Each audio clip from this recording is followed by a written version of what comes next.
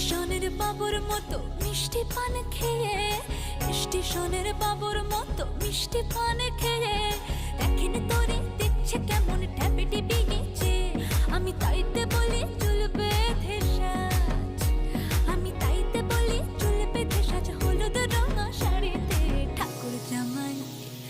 ঠাকুর জামাই এলো বাড়ি